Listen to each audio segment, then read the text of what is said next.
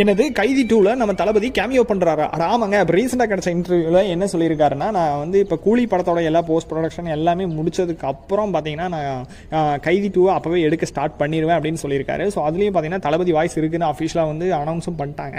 So இதில் பார்த்தீங்கன்னா தளபதியோட கேமியோ ரோல் ஆர் வாய்ஸ் இது வந்து ரெண்டில் ஏதோ ஒன்று எதிர்பார்க்கலாம் கண்டிப்பாக. ஏன்னா அவ்வளோ ஒரு தரமான சம்பவமாக இருக்க போது. ஏன்னா இதில் ரோலெக்ஸ் வர வாய்ப்பு இல்லை. ஏன்னா அவர் விக்ரம்லேயே கொண்டு வந்து ஒரு மாஸ் காட்டி விட்டாப்ல லோகேஷ் கனகராஜ். ஸோ அதை தொடர்ந்து இதில் பார்த்தீங்கன்னா நம்ம தளபதியோட கேமியோ ஆர் வாய்ஸ் வந்து இதில் இருக்க போகுது. ஸோ ஒரு வேளை நினச்சி பாருங்கள். ஸோ ஏற்கனவே நம்ம டில்லியே ஒரு கோஸ்ட்டு. ஸோ அவரை பற்றி எதுவுமே தெரியாது, என்ன செஞ்சுட்டு இருந்தார் அதெல்லாம் வந்து ஒரு சஸ்பென்ஸாக வச்சிருக்காரு. ஸோ ஒரு வேளை நம்ம தளபதி கூட வேலை செஞ்சுருப்பாரோ. ஸோ வெயிட் பண்ணி தான் பார்க்கணும் என்னென்னு. ஸோ அவர் ஏஜென்ட்டா இல்லை அப்படின்லாம் பரவலாக போயிட்டுருக்கு ஒவ்வொரு வதந்திகள்லாம். ஸோ எல்சியூ அப்படின்னு வந்தாலே நமக்கு வந்து டில்லி வந்து ஒரு கிட்டத்தட்ட ஒரு கோஸ்ட்டு தான். ஸோ அதனால தான் கோஸ்ட்டுன்னு சொல்கிறேன். ஸோ அப்படி பார்க்கும்போது நம்ம தளபதியோட கூட்டணி சென்டர்னா பயங்கரமாக இருக்கும்ல. ஸோ வெயிட் பண்ணி பார்க்கலாம் என்ன லோகேஷ் கனகராஜ் மறைச்சு வச்சிருக்கானு. So bye.